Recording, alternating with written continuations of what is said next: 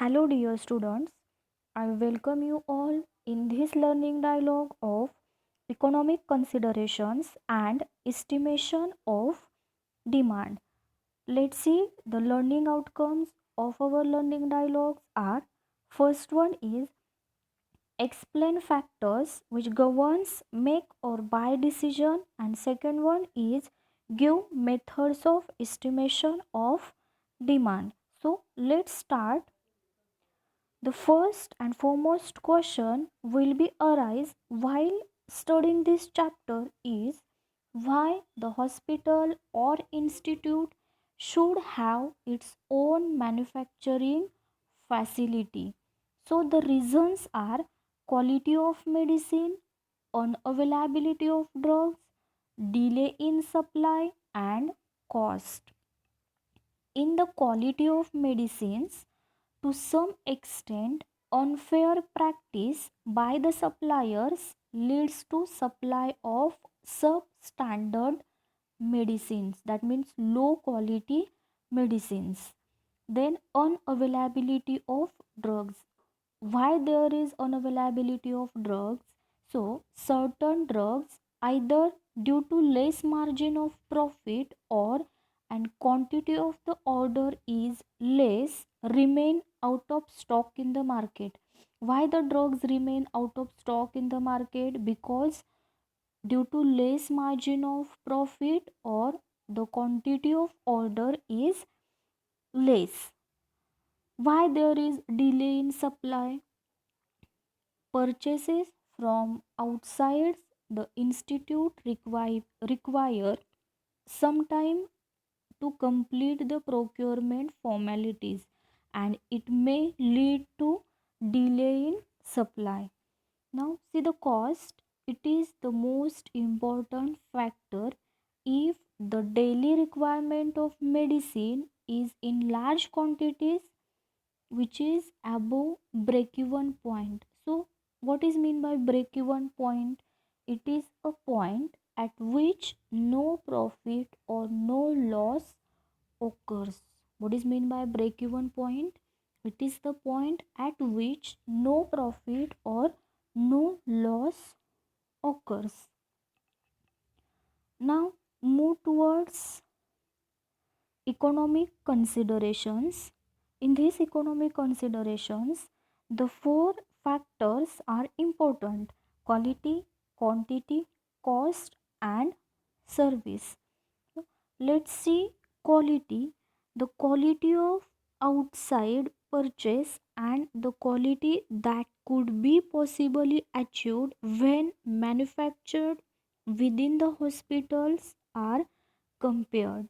If there is no wide variations between these two, it is not an important considerations. If there is a wide variation, it becomes a crucial factor.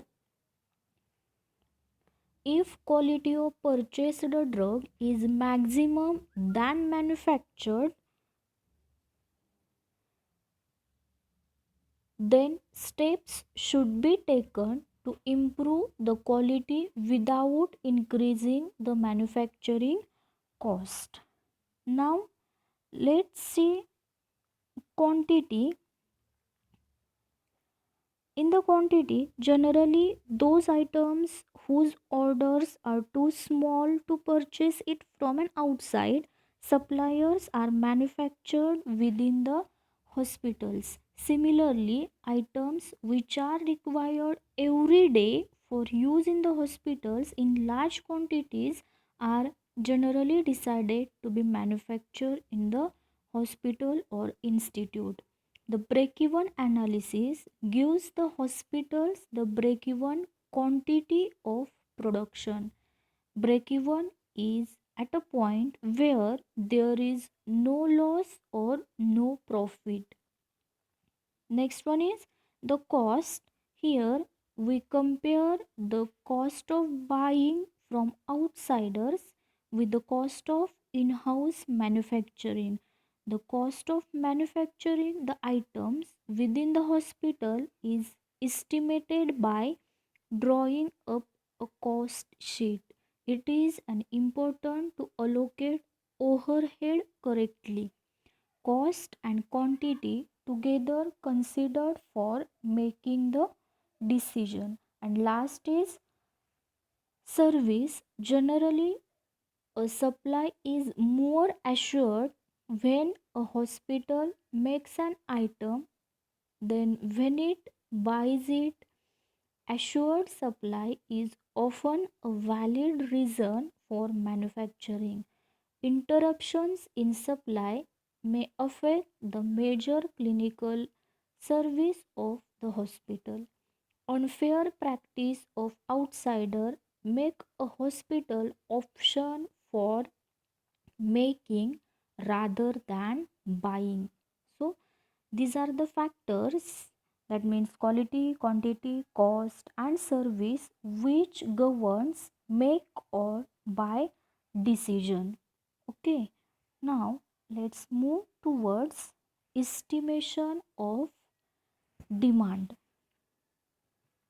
There are three methods for estimation of demand for the drugs in the hospital are experience of past, judgmental method and casual method.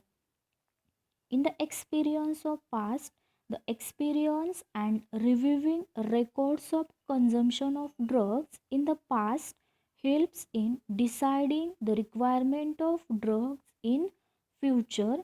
And in judgmental method, this is a method which depends upon the judgment of clinical and pharmacy staff, where they express an opinion based on experiences about name and quantity of product that will be required majorly in the hospital.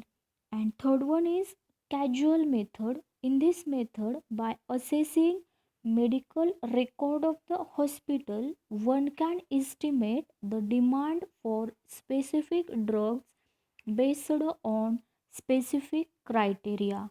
For example, demand of antibiotic drugs could be considered by number of patients admitted every month or for whom that specific drug was used.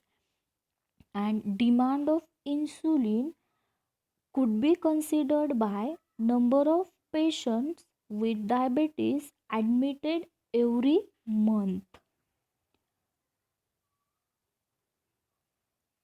Thank you students for watching this video.